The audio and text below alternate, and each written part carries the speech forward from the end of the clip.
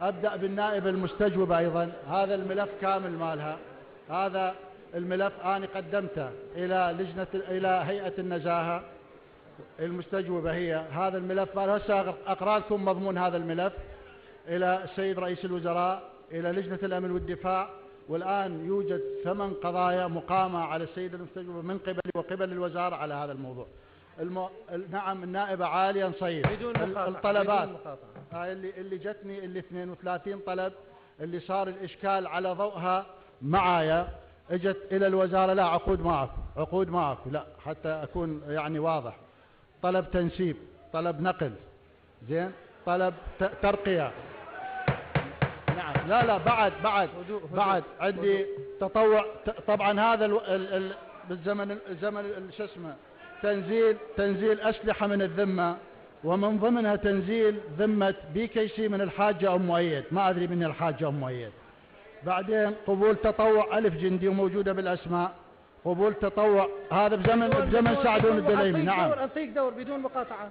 أنطيك دور. نعم بعهد السيد وزير الدفاع السابق وموافقته موجودة. قبول 192 جندي، قبول تطوع 584 جندي، وتحويل عقارات 127 عقار مخالفة للقانون 2088 اللي أموال الأجهزة القمعية السابقة اللي موجودة عليها حجز، وهاي هي بالأسماء والملفات.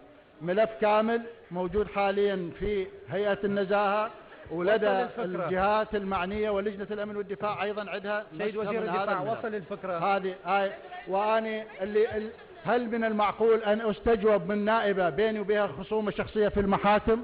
والنص الدستوري يقول إذا كان يجب أن لا يكون هناك مواضيع شخصية في الاستجواب. إذا أنا بيني وبينها 8 دعاوى في المحاكم شلون استجواب يصير؟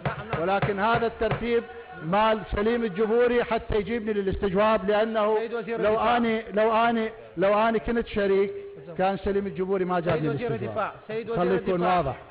سيد وزير أروح إلى الاستجواب، استجواب النائبة حنان الفتلاوي. سيد وزير الدفاع حتى أذكر لك والله العظيم. سيد وزير الدفاع طبعا أنا في الوزارة وجاني نائب سابق إخوان، جاني نائب سابق قال لي موضوع السيد النائبة حنان الفتلاوي. ما تسمع؟ سيد وزير الدفاع ومعاه طبعا اجاني للوزارة، طبعا لح على مقابلتي اجاني مرة للبيت ومرة بالوزارة. قال لي سيد وزير الدفاع اولا خلي نحكي. انا الحقائق لازم. سيد وزير الدفاع انا الشعب العراقي يعرف ايش يدور. سيد وزير الدفاع منو حارب المؤسسة العسكرية؟ منو دمر المؤسسة العسكرية اللي نحكي؟ سيد وزير والله الدفاع والله شاربة كذا انا ادمرها انا والله. نعم سادة والسيدات اطلب الهدوء. سادة والسيدات اذا نستمر بهذه الحالة راح ارفع الجلسة، لانه لا نستطيع ان ندير الجلسة بهذه الطريقة. لا نستطيع. سيد وزير الدفاع سيد وزير الدفاع اولا تأخذ اذن مني. انا رئيس الجلسة بدون مقاطعة. كمل ولخص المعلومات بدون مقاطعة. مو كل نائب او نائبة يوجه لك اسئلة تقاطع الموضوع. كمل الملفات اللي تم ذكرها وكمل الاسماء. بس نحن نريد ان نعرف الاسماء. نحن نريد ان نعرف الاسماء اللي تم ذكرها في مجلس النواب على وجه الخصوص في ملفات مشتبه به الفساد. أرجوك كمل. السادة والسيدات النواب أرجو الالتزام وبدون مقاطعة. الصف الأمامي. عند الاستجواب للسيد النائبة حنان الفتلاوي اجاني النائب السابق. نعم وحكى وياي بالوزارة قال لي مع الوزير هذا الاستجواب لا تدير له بال، بس احنا بصراحة قادرين ان نلف لك الموضوع، ولكن يوجد عقد للإطفاء تحيله على الشركة الفلانية التابعة إلى التاج. ما أعرف. المهم ومالك شغل احنا نسكت النائبة عالية مقابل 2 مليون دولار. حنان عفوا حنان زين والله العظيم والله. طبعا وشوفوا اخوان في ليلة سيدة حنان حتى تعرفين في ليلة الاستجواب اخوان ارجوك في ليلة الاستجواب اغلق التلفوني صراحة.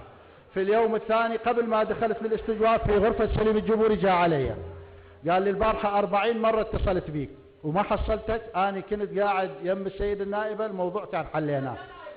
حنان الفتلاوي ده يقول لي يمها نعم، وقال لي هسه العرض قائم اذا تقبل الاستجواب تسحب حنان الفتلاوي. والله العظيم. نعم والله العظيم. اكمل هذا قلت له لا انا رايح للاستجواب وجيت للاستجواب. اكمل. نجي نعم نجي الى موضوع بعد الاستجواب مال حنان، بعد الاستجواب مال حنان الفتلاوي، بعد الاستجواب مال السيد النائبة حنان الفتلاوي، الاخوان تقربوا من عندي على امل يحصلون شيء بعد الاستجواب باعتبار وقفوا هاي لازم ارد لهم الجميل.